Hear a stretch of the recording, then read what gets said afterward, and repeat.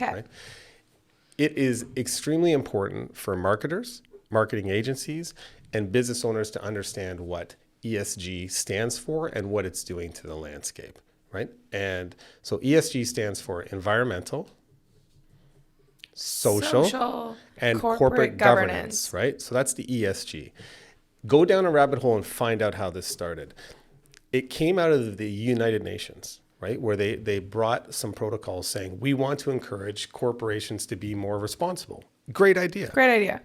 It was powered through NGOs that have a lot of Non-governmental organizations. Yes. So NGOs influence the United Nations. It just so happens that the NGOs are really funded by Bill Gates, George Soros, and so they can kind of influence where this ESG guidelines came.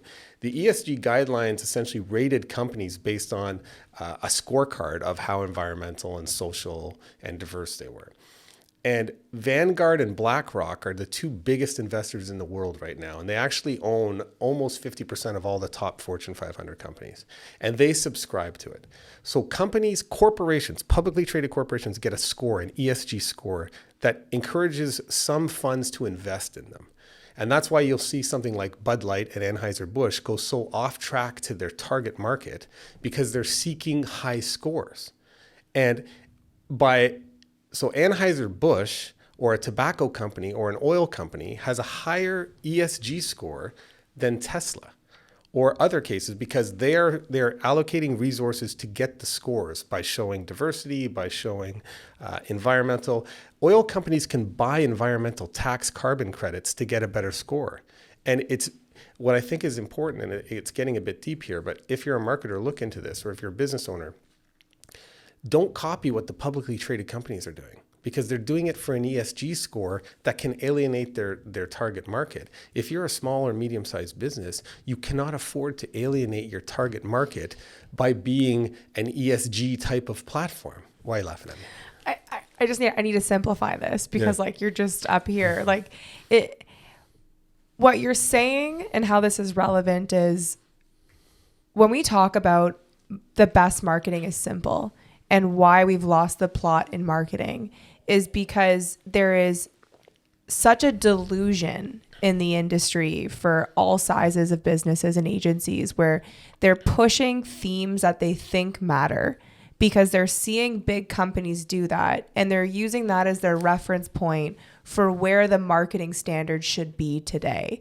And why that's a flawed way of thinking is what the big publicly traded companies are doing is not because that's what the people want, is because there's a monetary incentive for their stock price and their shareholders to signal certain messages that isn't being translated or is aware to the person that's down here making the creative brief for the real estate agency in Ottawa.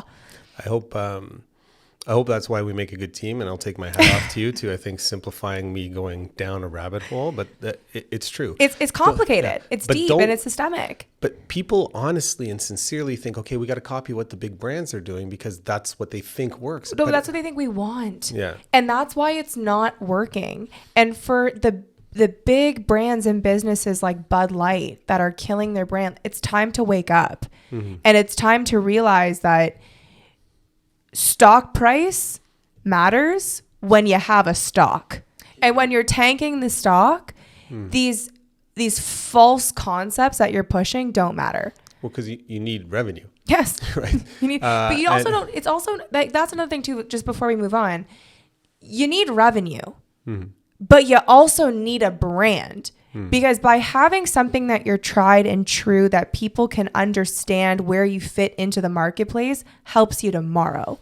And that's what these brands are really killing with these quarterly earnings because they're not thinking about what that means for the brand for the next 5 years or the next decade. And why I wanted to share this was we have thousands of marketing people who follow us is your good intentions, like they're trying to be good people. They're totally. But they think we care about this. But that's why the phrase go woke, go broke actually matters to your clients that are private companies. Yes. Private companies don't benefit from ESG type themes. Public companies, but yeah. But I'm just saying, like, we love to help the private companies, but we see private companies hire a marketing agency that's mimicking what Pepsi is doing, and it's moving them into bankruptcy because their clients don't care about the diversity or the ESG issues. I also just want to just quickly qualify my statement and I think what we're saying, just to, again, go back to simple. It's not about that these issues don't matter or that we don't care about these issues or that we are bad people. Everybody, I think, for the most part, really cares about what's going on politically and socially and for just being fair and better to humanity. But that conversation doesn't need to happen around leggings.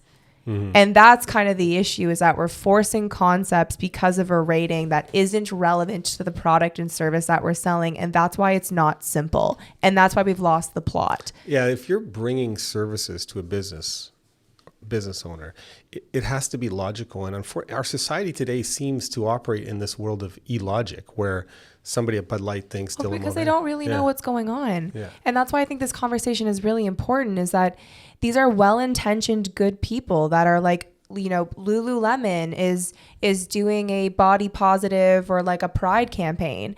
And when you're in marketing on this side and we're like, why are you doing that? Like, you're not selling leggings and you're ostracizing a big portion of the market. Don't make Bud Light about Dylan Mulvaney or trans rights. Just sell beer. But look at what the CEO of Bud Light did when he went on the news.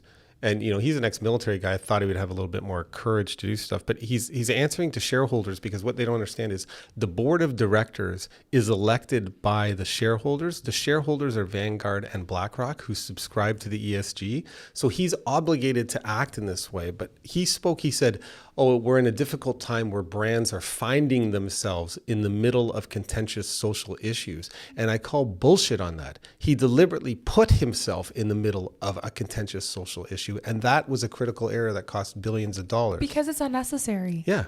Like and that's where marketing has lost the plot. Like if you're in a free market economy where you go to a beer store and there's 400 other cans of beers, like just lean into what makes you unique and different. Don't try to ride on political or fleeting themes that may or may not be out of trend in the next 2-3 years. Like you're making grand sweeping statements and staking a claim on something that is really not part of your brand. And marketers should understand guerrilla tactics, because most big brands have secured a monopoly. And if they did what they're doing now at the beginning, they never would have been a big brand. Totally. But because they've secured a monopoly, they can have kind of these ineffective campaigns and policies and still survive. But when you're growing a brand, when you're fighting against the big dogs, you have to use guerrilla tactics that are targeted to your market. And I think I also want to explain it even a little bit further, just to make sure that this is super clear.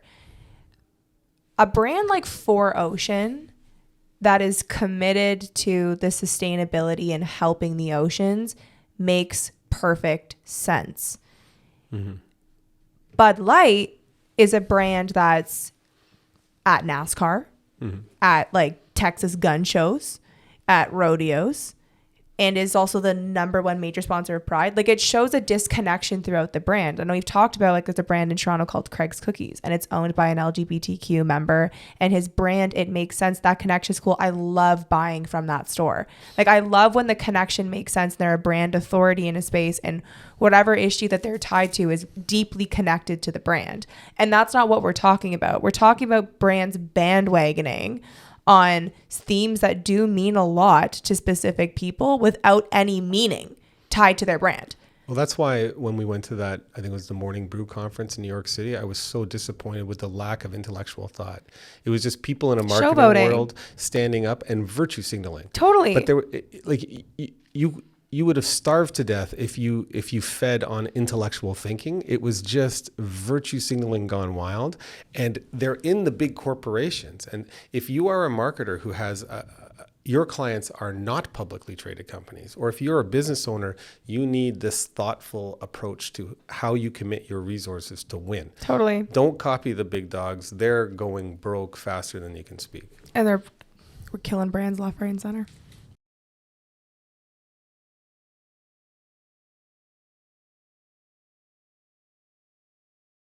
Why, like, here's how marketing agencies are speed running their clients into bankruptcy by chasing ESG scores.